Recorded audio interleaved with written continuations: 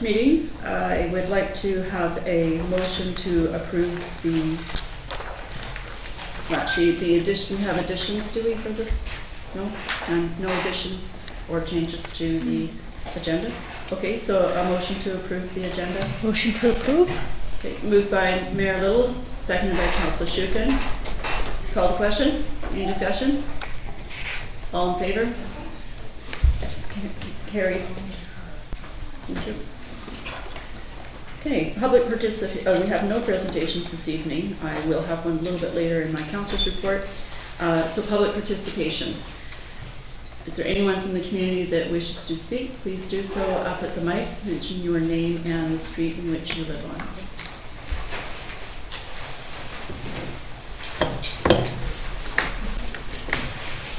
Patty Whitehouse, 5311 Rocky Point Road, and I feel that I'm sort of pushing myself a bit beyond my comfort zone with this comment, without taking any sides on which decision council should have made. I am concerned that some key council budget items had been made on this 50% plus one decision, a split decision. And based on my experience and training and education, 50% plus one decisions are not very often good ones. The ideal would be that the group making the decision works together, looks at things in other ways, and finds a way to come, if not to complete consensus, at least close enough that one can feel trust that everybody is behind it, will support it wholeheartedly. I know that the five of you are intelligent people who have what each of you believes in your own way, the best interests of the community at heart, and I am fully behind that perception. I would feel so much happier if you would take another look at those 50% plus one decisions and see if you can't get closer to consensus. Thank you. Thank you. Anyone else? This is public participation. Ladies, okay. Okay, seeing no more interested parties, press the mic. If anybody wishes to speak to the community garden, now would be a good time. Okay. Hi, my name is Joanne Parker Robertson. My husband and I have a 10-acre farm at Petter Bay and Matheson Lake, Hidley Farm. We produce heritage and heirloom varieties of livestock and produce.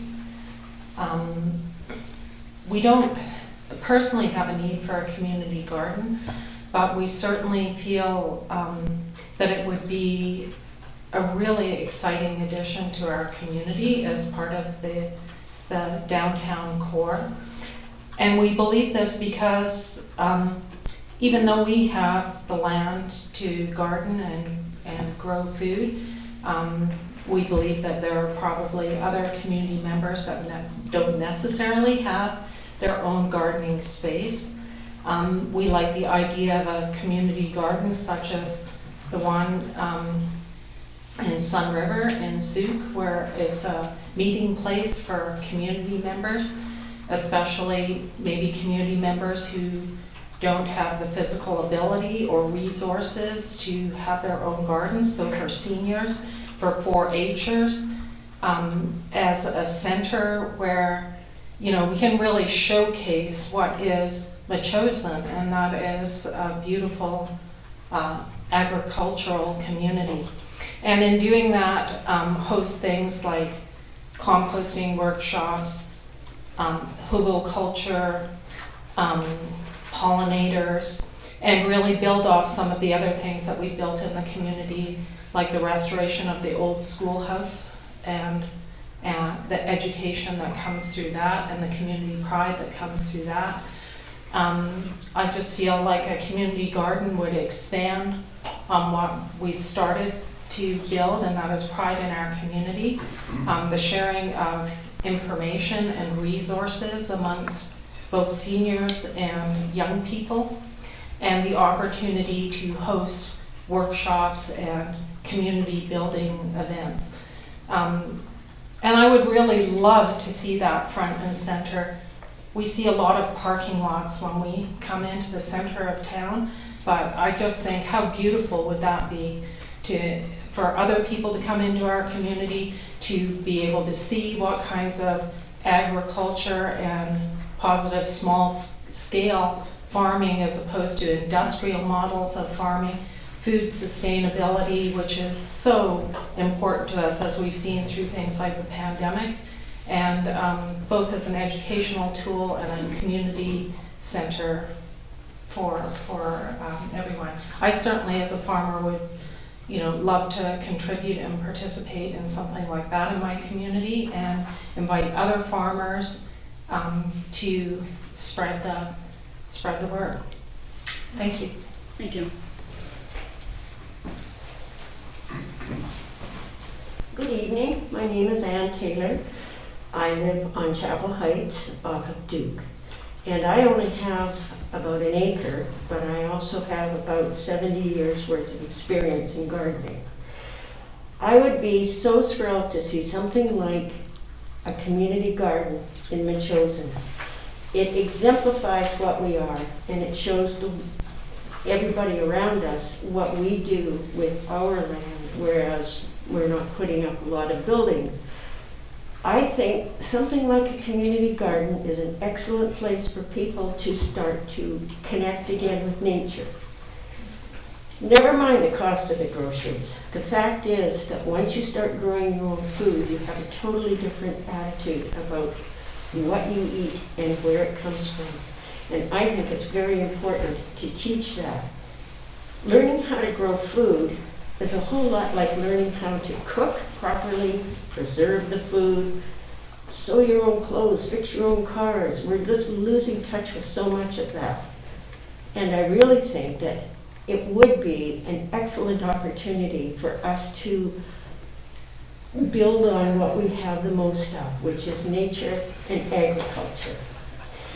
I think if you build it, they will come, and it will probably start something really good. I cannot do a whole lot physically for you, but I can sure be around to try and help out with teaching, doing workshops, and organizing. Thank you. Thank you. Anyone else? Hi everybody, Derek Wolf, 925 Clapham Drive. I have offered, I know I've sent emails to 3 of you, that I will do that. I will make this community garden at that awful bramble place. And I will head it up. I've done a bunch of out yards for the Capital Regional Beekeeping Association up in the Jordan River. 6 miles up the river, no, 6 kilometers, not miles, up the mountains up there. So I have a tremendous experience doing that. I love gardening, and I will do it. So I'll get all the stuff out of there. I got Tom Henry to commit to all the soil that we need. And I know Chris said he could help me with the fencing, and it's a pretty simple, it's like we could just start in that little bramble place. So I offer my services as some kind of champion organizer guy to do it. Lots of people want to do it. Lots of people volunteered. We'll do it through the Homological Society. There's the chief financial officer there. And so happy to do it. And I think we should get the whole thing done by the end of April so we can start the seeds by May. It's a really simple ask. It's like 3 fences, some soil, some wood. I mean, this has got to be a bit of the easiest thing I've ever done. I don't want to garden there because I have a big garden myself, but I'm happy to run it. I've run the out yards for the Capital Regional Beekeeping Association, so I know how to do all that, and that's the easy part. But let's just get going. Let's just get the bramble out, dig it all up, put in the fence. I mean, it's like, I'm going to stop talking and let's get out and do it. There's still light tonight. I don't know what we're waiting for. We'll get Mark Atherton and the whole gang. He'll come and tear out the bramble. We'll wear chainmail so we don't get torn up. I guess we need to, yeah, so I'm in. Put my name down to head up the whole thing with the Pomological Society, and we can rename it to the, I don't know, the Secret Garden Society. Okay, so there you go. Thanks, guys. Just email me. You all know where I am. Thank you, Steve. Anybody else? Hi there, my name is Chris Robertson at 1020 Matheson Lake Road. I just want to say that I think all the ideas I've heard here are fantastic. I would also be happy to volunteer some of my time and labor to help get it going and help get it off the ground. But I think the idea of it being a community gathering place to share best knowledge and best practices for farming is a great idea, especially for those people who might not necessarily have all the resources in one place to do it by themselves. So, thank you. Thank you. Anyone else have any comments this evening they'd like to share with us? Okay, seeing none, move on to the next part of our agenda.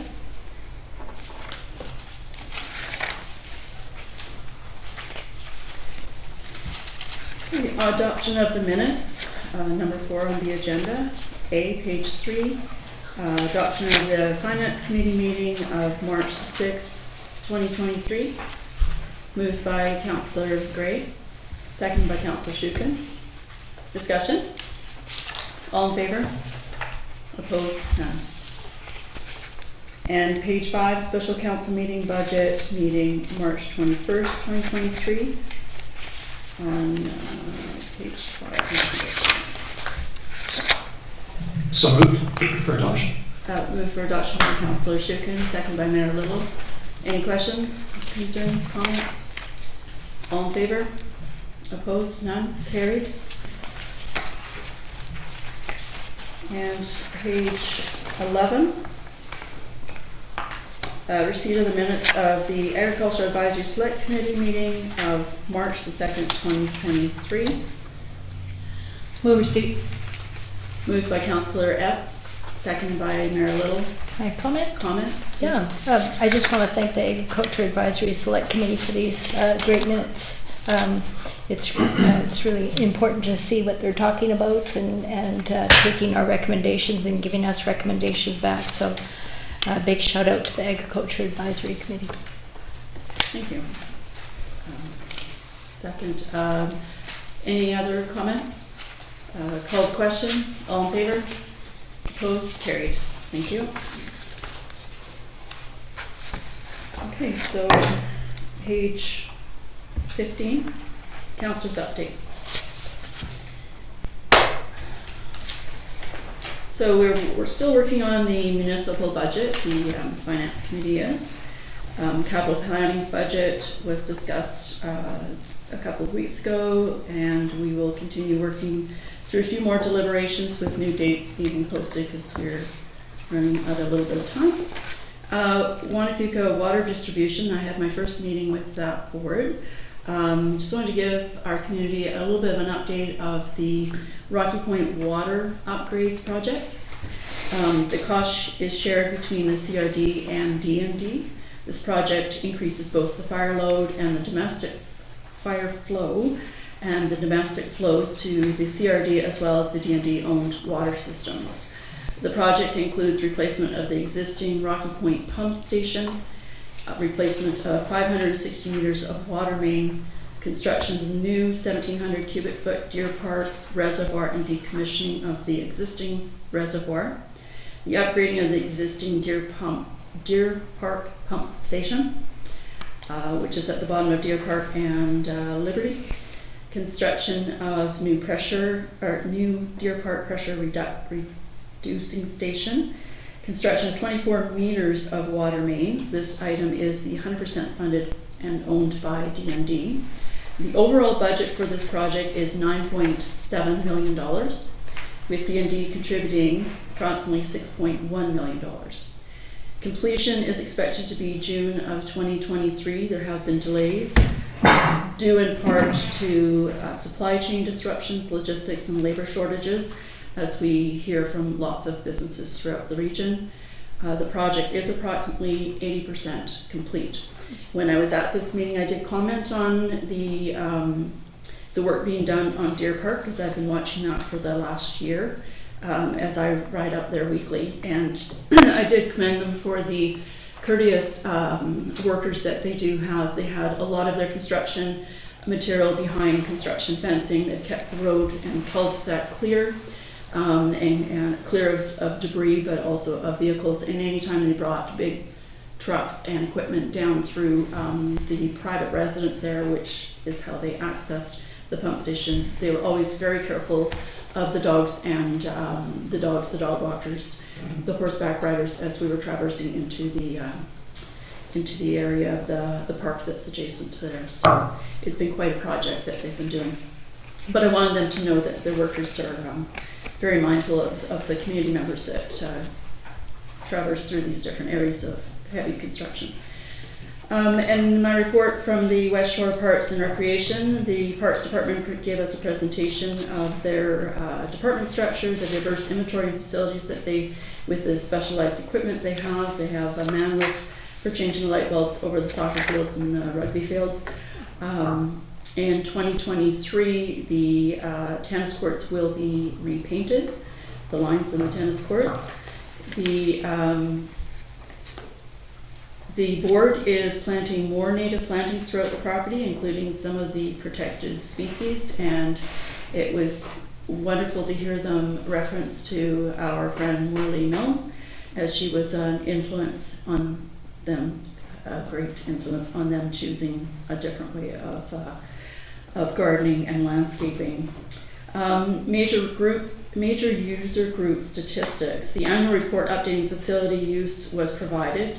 The drop-in admission users are 359,000 plus hours, almost 360,000 hours of just drop-in visitors to the facility.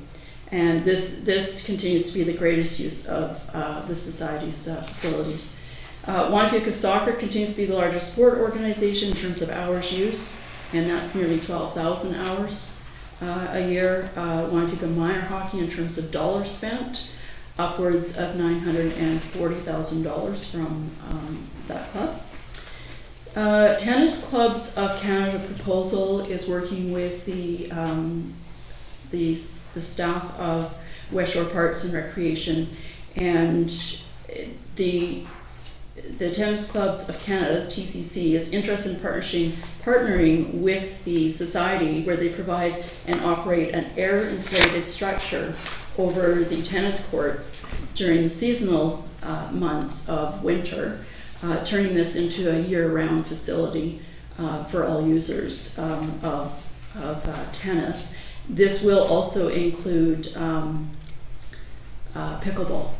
So we'll have more use indoors for some of these activities that we would normally see outside. The great thing about West Shore Parks and Recreation, my experience so far, is they're a very enthusiastic group of staff, but they're very keen to diversify their facilities and not just have a one-use situation. They had a period promise, is what they called it, about a week ago. And what this is, as you may have heard some of this in the media and at this table, that they signed on to the period promise to make menstrual products free at the Q Centre in partnership with the Victoria Grizzlies, West Shore Wolves hockey teams, the Shamrocks lacrosse team, and Colwood Mayor Doug Kobayashi. This is in their district, so they're very much involved with this as well. And the skate park grand opening as of this afternoon.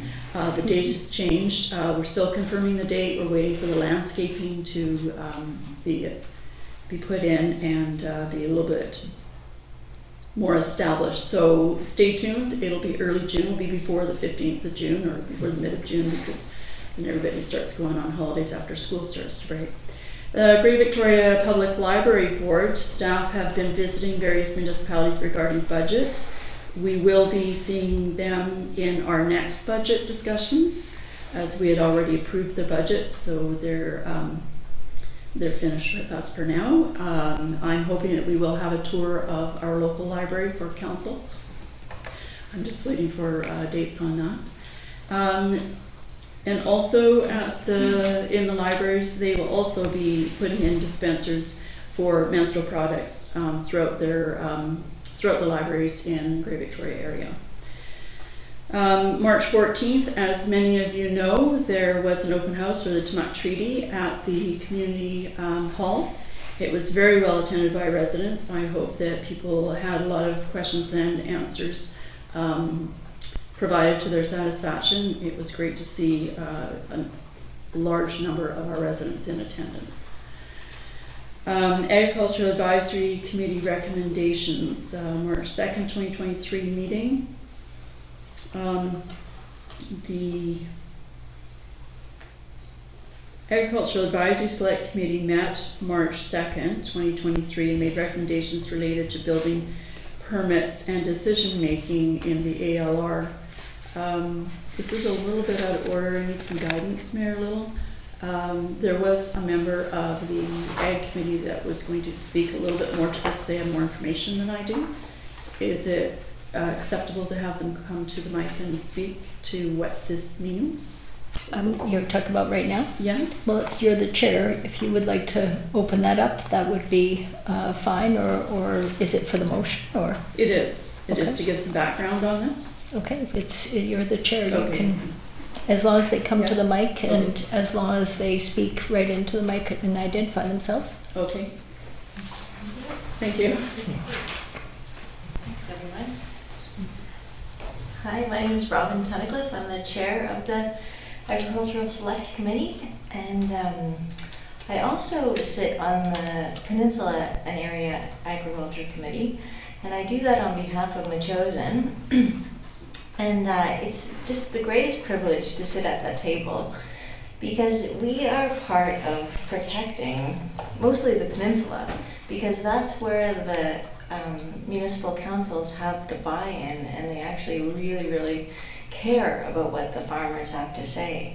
So we meet once a month and we are presented with the development proposals from Saanich, Central Saanich and North Saanich, and everything having to do with the ALR. So once somebody has made a submission to have an alteration on ALR land, ALR is the Agricultural Land Reserve.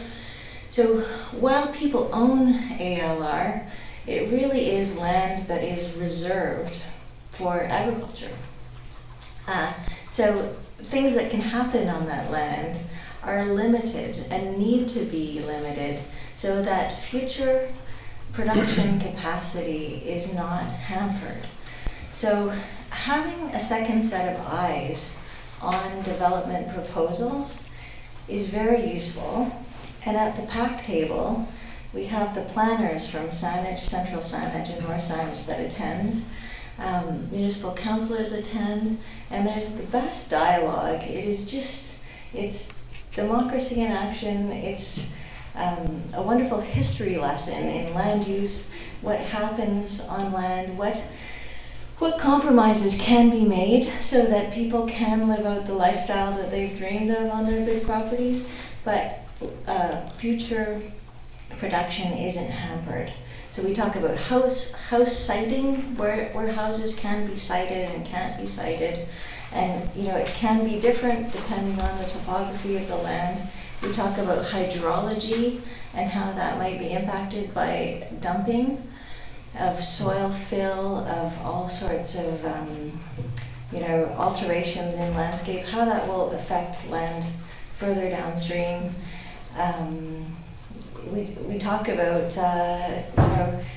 development on land that is so extravagant that it hampers the ability of future farmers to ever access that land. So all of that kind of decision making, it's putting our heads together, it's planning for agriculture, and I dream of having that happen in Machosen. So I would love for council to be working with the Agriculture Commission. So when applications come in for development on agricultural land, it's just worth having a second set of eyes on that paper. Nobody knows what, when we go down, when we sit at the back table, what we're gonna come up with, because we'll have Bob Maxwell, who has 50 years of experience. He's a farmer and an agrologist, and he has all the history of what's happening. We have, contemporary farmers that know all sorts of different ways that land can be used and may be used. There's container farmers, there's all of this stuff. So it's really an exciting example of what can be happening in planning, and I would love to see us work more together. So if that's of interest, the Agriculture Committee is ready. Okay, thanks. Thank you, Robin. That was helpful. Councillor Schumann. Can we, are we okay to discuss Robin's Sure. thoughts? Is that okay? Yeah. Yes. I mean, it's a very interesting concept. Can I ask a question of Robin through you? Yes. So, Robin, you're talking about the Peninsula Agricultural Commission, and they consider development applications, or? Yes. Okay. And, come on. And Machosen's a member of the Peninsula and Area Agriculture Commission. So we pay into the pot to have, the secretary, the minutes, all of that kind of stuff, and the space. So Machosen could be sending development proposals to PAC. So we could be doing that, and it would be a great thing, and it couldn't hurt to have a couple of sets of eyes, because I am learning. I've been on the PAC for 10 years now, and I just learn so much at every meeting about what happens when changes are made on farmland. So Machosen could be sending those development proposals to the PAC, and then we could also see them here. It's up to you folks to make that call, but we're not using the PAC the way we could be. And they would love to hear from Machosen. Another question? Yeah, sorry. Well, one thought. So right now, if there's a subdivision application that's 4 or more homes, it's automatically referred to MIASC and PTASC. And I don't know if I want to put this forward right now, but I wonder if there's a similar function that might happen with development on agricultural ALR land. And what I might suggest to Robin is the Ag Committee also work with the APRM to bring us a recommendation on how we might address this. And I do have to caution, I think our staff are really maxed out right now, but in the coming little while we could have a look at it. I mean, I don't want to be, so restrictive on people who buy property and develop it, but at the same time, there's I think another level of care that you can apply, and I agree with you on the LR. So, yeah. And the municipalities don't always do what we say. There's back and forth. It can't hurt, and I think every application that comes in on ALR land, why don't just forward it to us? You don't have to do what we say. Yeah. Mary? Yeah, I don't have a question for Robin, but I can see the wisdom in this, and I didn't realize that we paid into the Saanich Peninsula and Areas Agricultural Commission, and I think there's some merit in this. One of the things that I've noticed, and it's sort of well known on the mainland, the areas along the Fraser Delta and north or south and north Delta, many of the agricultural lands have been bought up, as you've said, and what they've done is applied to have a huge mansion right in the middle of the agricultural space, and now there's a move to bring them to the edges so that, and reduce the size so that the arable or the agricultural land is not lost forever. And so I could see wisdom in having additional set of eyes here as well. And like you say, we do refer to other advisory committees, and anyways, I would be in favor of this. I'm not sure if the committee would be ready to vote tonight, but I would be in favor of this. I think the super rich are starting to settle in the CRD, and they want to be on agricultural land because it's flat and easy to build their mega mansions on. And we just need to say no. That's not what our farmland's about. Councillor Craig, absolutely. Robin, through the chair, I'm wondering, the ALR has changed the rules somewhat on some of these things following on the activities in Richmond. Where the father of the ALR has just stepped down from council, and Richmond Council, Harold Steves, who did a lot of work there. Yeah. What about ALR enforcement? Is the Agricultural Land Commission active in enforcement? Say, for example, when they don't do, as Mary Little's pointing out, place the site of their building where it should be, or at least the plans. Is the ALC involved, and how is their enforcement wing in terms of dealing with those kinds of questions? So I hear that there is more cash being infused into the ALC, but if you want to find out more, April 6th, I think that's Thursday night, we're having our agricultural meeting here at 7 p.m. and Kathleen Zimmerman, who's worked for the ALC for 30 years, is coming to enlighten us about all the rules and regulations, even the history behind all these. Why are these rules there? What does that mean? And how do we work within them? So I'm really excited about hearing from her because I don't even know all the rules.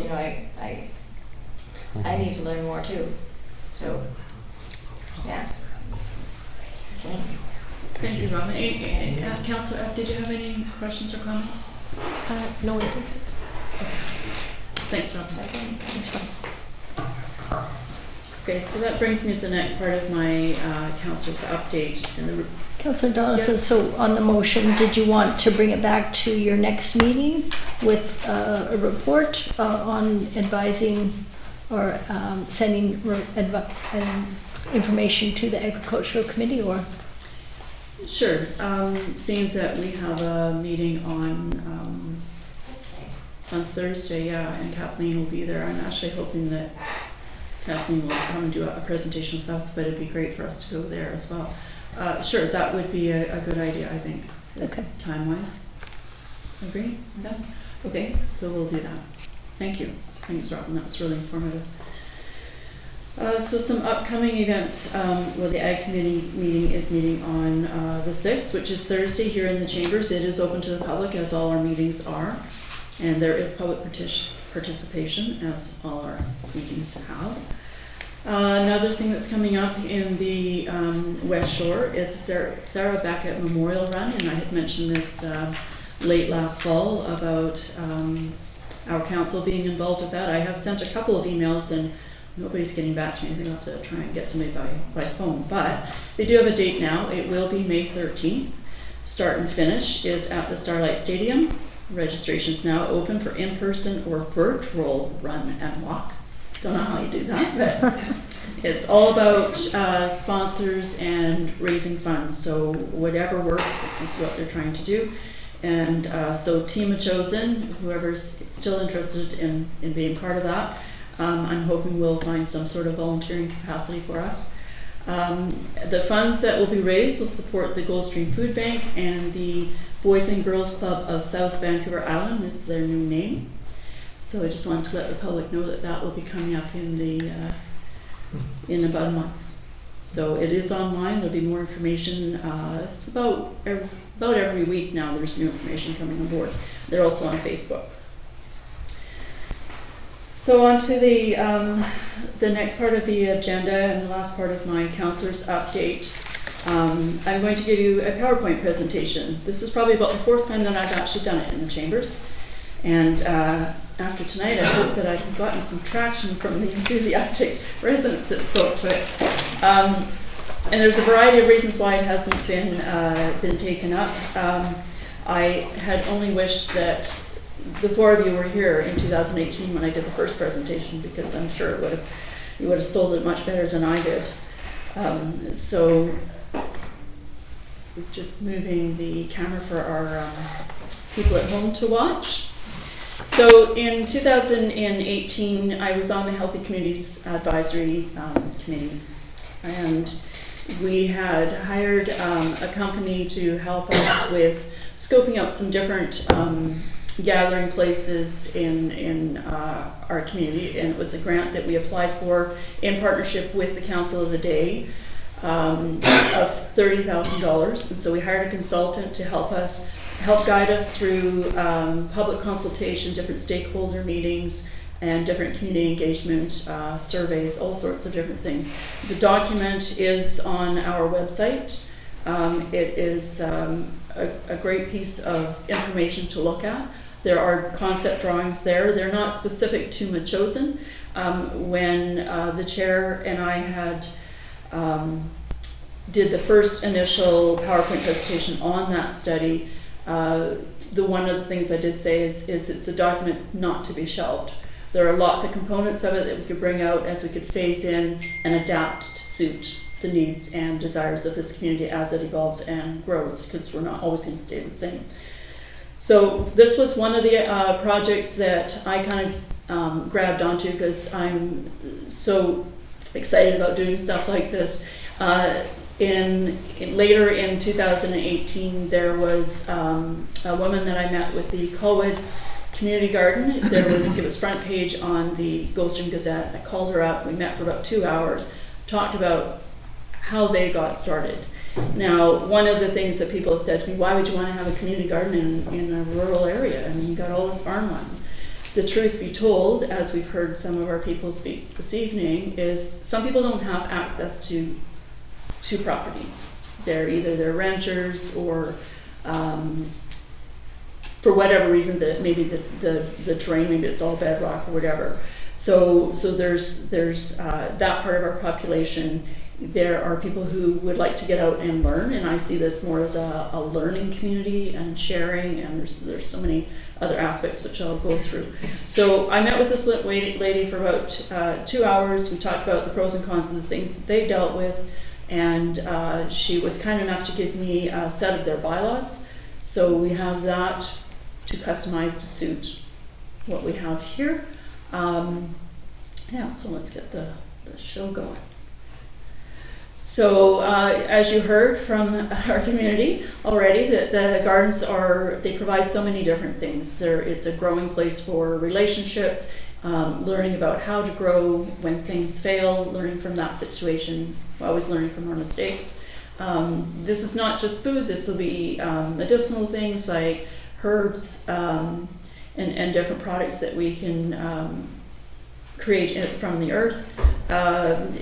There can be an abundance of harvest, again, produce, fruit, worms. We could even do worms. There's a market for wrigglers. And of course, it just creates an environment of strong, healthy people and families. The location that we were looking at the time, this may change, I don't know. So a couple years back there, the green is the first place we were looking at. This is where the swings used to be when the school was in operation. And right now, it is just overgrown with brambles. The pea gravel is still there, and the boards that had held it in are still there. They're starting to rot a little bit.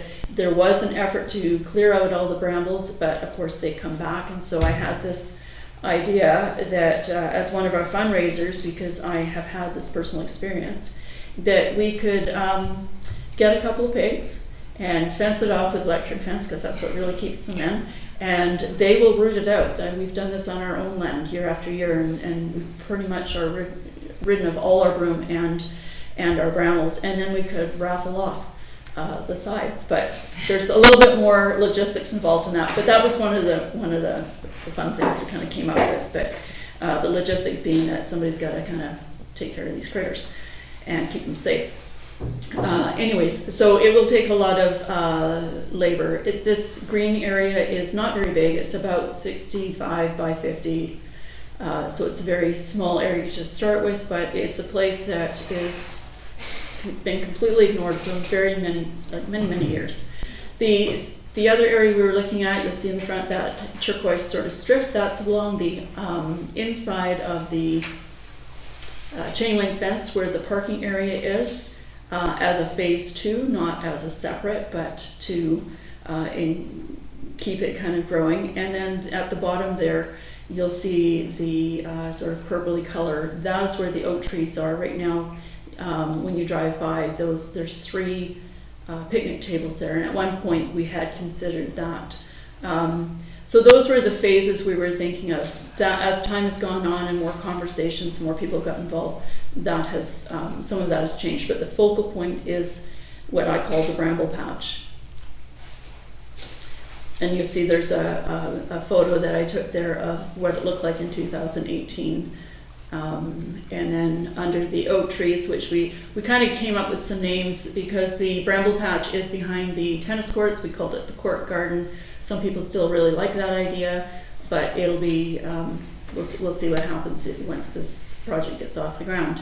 And the oak trees, we just called it Acorn Hollow. And at one point the Lichgate was there. It has now found a new home. Lichgate from the school museum across the driveway. This was just an idea of what we thought of for Acorn Hollow, not specific to this, but just to keep it a natural area for gathering. And the benefits, of course, is that the gardens can be made accessible. There's, they do not have to be box or container gardens. There is soil there, and that is part of the learning aspect, is how to amend the soil. We have a lot of expertise in this community on how to do that.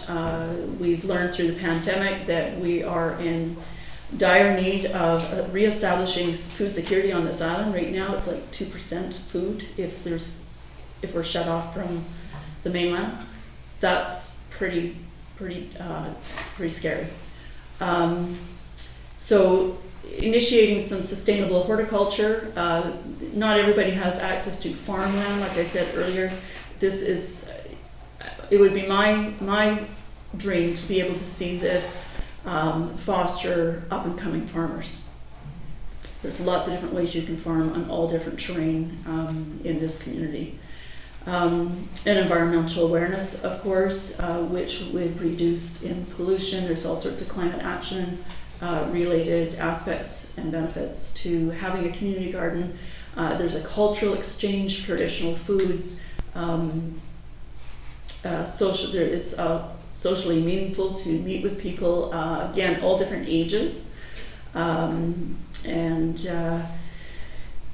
There would be shared leadership, of course. They would be self-governed. I'll get onto that a little bit later. I did put this line in here about crime prevention, and people say, well, how does that even affiliate with gardens? Well, it gets pretty quiet down in the core here. So when gardeners, they garden sun up to sundown, so it's just more bodies on the site. And so with the school being quiet some days, it's always nice to have boots on the ground, eyes on the scene. So people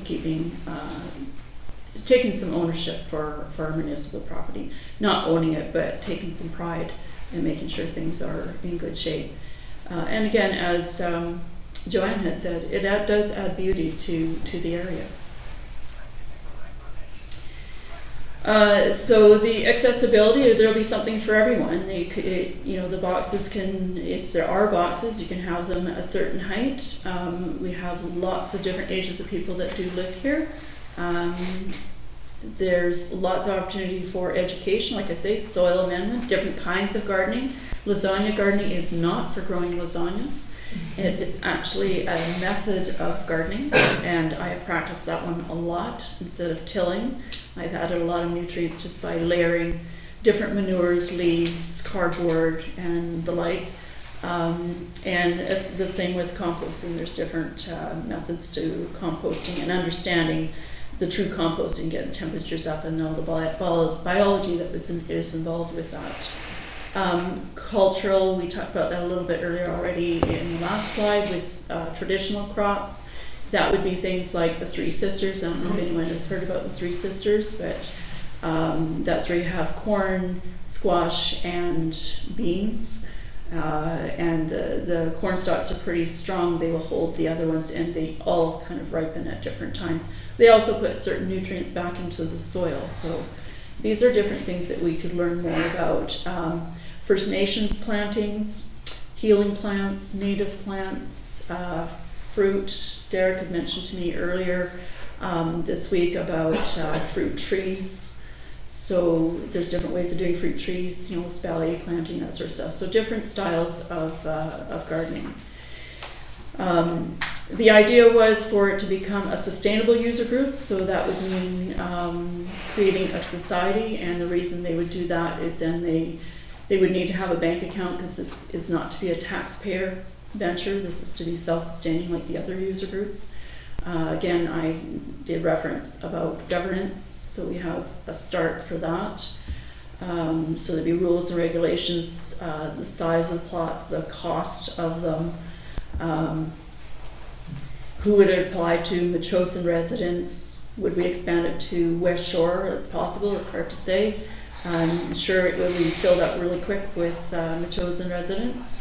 The maintenance would be specific to the court garden, and of course there would be no pesticides, herbicides, or other man-made chemicals. We don't allow that on our property as it is.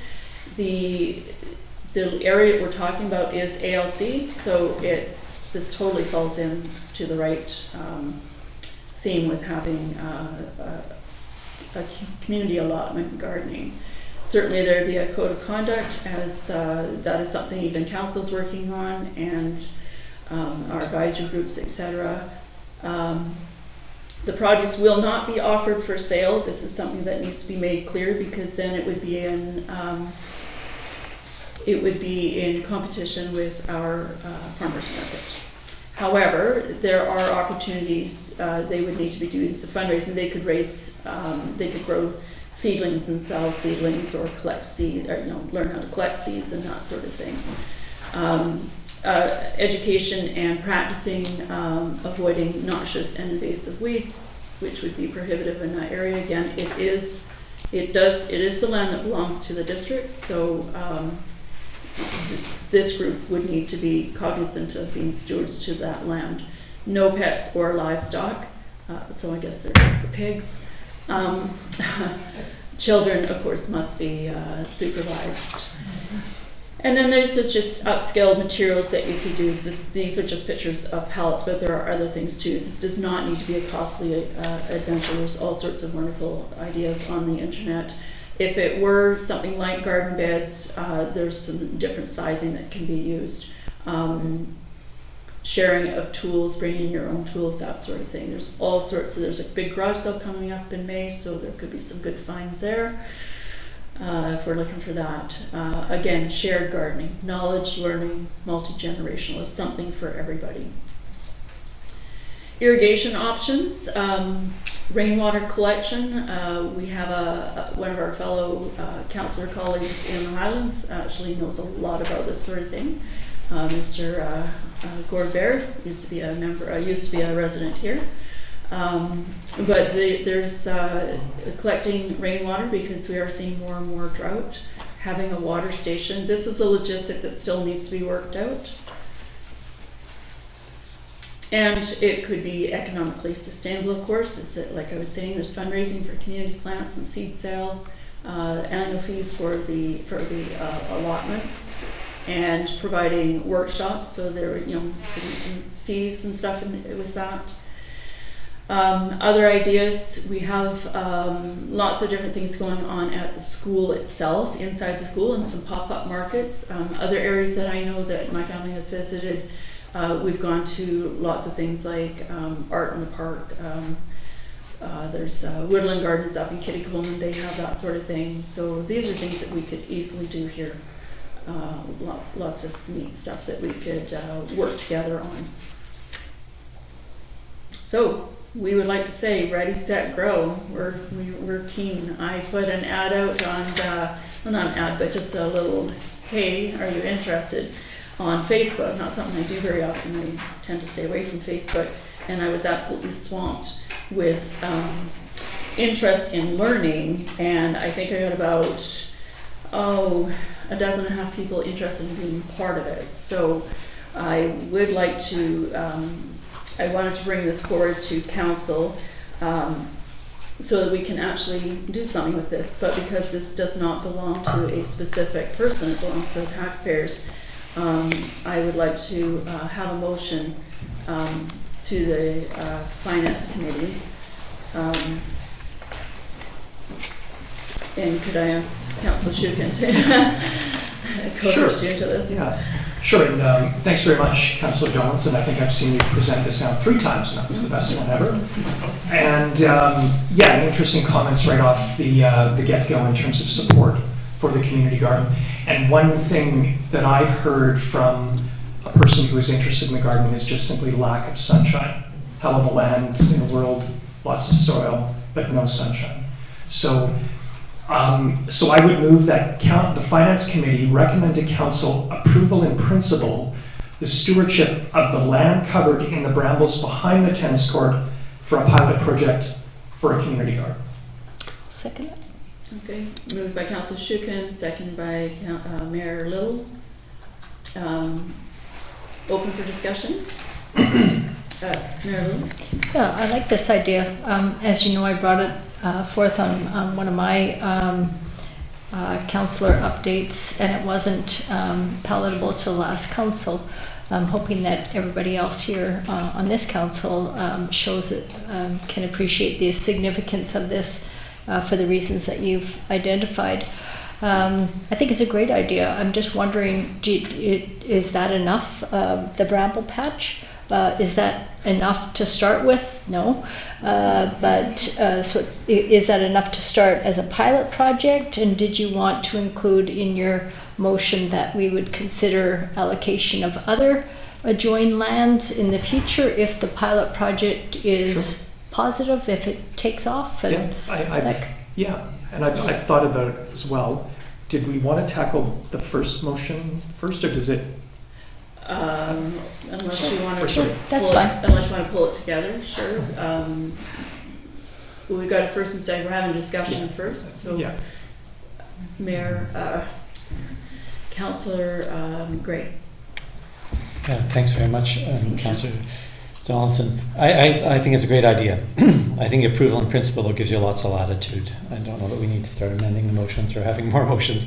The questions I would have would primarily be a financial one. Do we want to kick in some money to get this thing going in terms of the fencing or other things that are needed there? So an approval in principle, it doesn't involve money, I understand that. I'm just asking the question sort of as part of this, if we're going to jump in, what are we actually approving in principle here? So what we're approving in principle, and I'm basing this on past experience with past council, that this is not to be funded by the taxpayers whatsoever. So no money is involved from council, from the taxpayers. This is self-sustaining, like the other user groups. And that was made very clear to us, and I would like to stay with that promise that we would go that route. So that was something that the group would have to decide on what to do. But I believe it can be done with just people helping out, getting fencing, etc., with no cost. Thanks for the clarification. Excuse me. Sometimes the things need a little bit of a bump to get things going. So I'm not opposed to a small investment on part of the council, but and just the thinking about that other notion of how big to go. Nothing succeeds like success. I want to get this going, see how it goes, and then we can sit back down again and talk some more. So when I met with the group last week, we did explore, like you saw my first earlier slide there with some of the areas we thought about. So knowing that since 2018 when I first presented this, that there have been other plans for the property and activities in the core. So the climate of activities has changed and it's evolved, and there's a lot of great enthusiasm, especially as we're coming out of the pandemic. There's real great energy all over, and I feel in our community. So the group that I met with last week, one of the areas we were exploring is maybe stay along the fence line so we're not interfering with the bigger part of the field, and if possible phasing it and going down that fence line to the very back property line and then across the back. So encompassing both fenced areas. The exact size, I don't know. There's a big backstop in the way as well, so I don't know if we can beautify it or move it or whatever. So those are things to think about. So as far as growth, which I do believe there will be, because I do believe that there's going to be a lot of interest in this. So those are the things that the group did discuss. Councillor Ebb. Well, I agree too. It's a great idea. One of the reasons that it stalled kind of every time that it was brought up in the past was that there was no real bona fide group to take on the responsibility. And as Derek mentioned, that maybe the Pomological Society, would be involved. So maybe, I don't know, but if there, we do need to have, some group or a group form to step up. That's kind of a step. We can't really move ahead until there is actually, a group to take it on.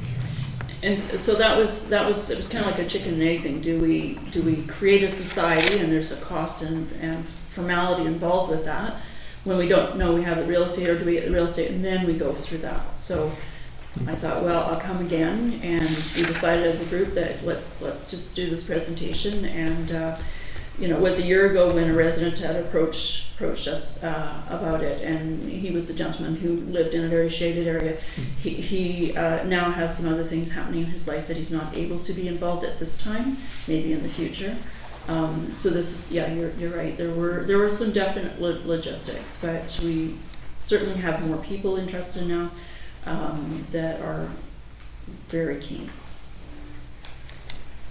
Councillor Gray.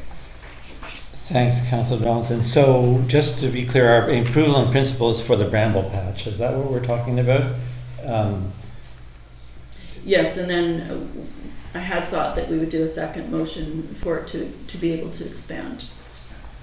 We could put it all together as one motion, but we've already got the motion on the table now.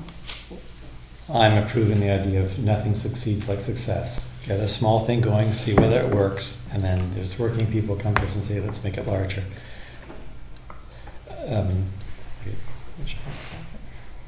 Any other questions or comments? Okay, so we'll go with this motion at the moment. So I'll call the question. All in favor? And obviously nobody's opposed, so it's unanimous. And do you want to make a second? Yeah, I'm. I think in terms of just the space that's there and looking ahead to success, I think it's valid to, again, explore the possibility. So I would move that as the community group gets established and expands, that they explore securing the use of the land along the fence behind the bramble patch to the fence at the back of the field. And Tina, I can give you this as well. So I would make that motion. Again, to explore the possibility of expanding as the community group forms and gets on its feet. Essentially, is the motion. Okay. Do I have a seconder? Sure. Second by Mayor Little. Any discussion? Yeah. The baseball diamond isn't used often, but it is a used facility on the grounds, and I'm not clear exactly what you're talking about, but it seems like that may interrupt the baseball diamond, so I wouldn't be in favor of that at the moment.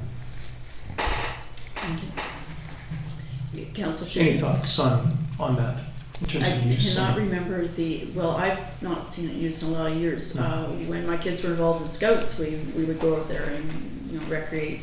But I haven't seen it used in a long time. I know in the winter it's very wet back there, so it's not used. And as you know, you and I went back there to look at a horseshoe pitch that was underwater, an old horseshoe pitch, I guess from the school days. So yeah, I'm not really sure what the use is of it. And once you take it out, then it does kind of get lost. And I don't know how it is to move it. The one thing I don't know is the distance it is from the fence. So if you do gardens around it, maybe even, I'm not sure. It would mean another visit. It's been a few weeks, or it's been over a month actually since I've been that far into it. Mayor Little. Yeah, so as I understand, the motion is that if the pilot project within the bramble patch is successful, and they want to expand, we're committing to them that we will look at options to expand to the back. Is that what your motion, so that as I understand it, it gives the community group some hope that they're not going to be confined to this 50 by 60 square foot place. Yeah, and I'd be in favor of that. If it's successful, it sounds like it's going to be a roaring success. Any other comments? Councillor? Well, I'm voting in favor. I think it's maybe a little bit premature. I mean, there's an awful lot of things that have to be sorted out before that, including getting water down there. There's not much rainwater in a drought. But anyway, yeah, sure. I mean, I think it's. I hope it does get going this time. It would be great to see it. One of the ideas that did come up in our meeting last week with water is obtaining one of those big square totes and having it filled, and because I know somebody in the community who has the means to do that, I was kind of offering up the service unbeknownst to them. So, but that is an option as well. But you're right, there are some definite logistics we would have to work out. Okay. Sorry, just one final comment. The approach of moving to a society, I think, is a really good one and addresses something like water, fencing, all the costs and all that, and gives some structure. So I think that's a great move to, start at that step. Councillor Gray. Would it be reasonable to understand that any expansion would not interfere with the baseball diamond? I think that any expansion would have to come back to council for permission. That's what I would suggest. Thank you. Knowing that this is the property of the taxpayers, it's not the property of the user group. Because that's important. So the motion is just inviting people to come back to council and talk about it? I believe so. I mean, I now forget the exact wording, but it was to explore the potential expansion along the fence line to the from the bramble patch. So, nothing. Right. Nothing definitive. Okay. So. Okay. Any other questions or comments? Okay, so I'll call the question. All in favor? And it's unanimous. Thank you. Okay, so we have no correspondence, bylaws, or other business. I would ask the committee to have a motion to adjourn the finance committee for this evening. Moved by Councillor F. Second by Councillor Shukin. All in favor? Motion's carried. Thank you.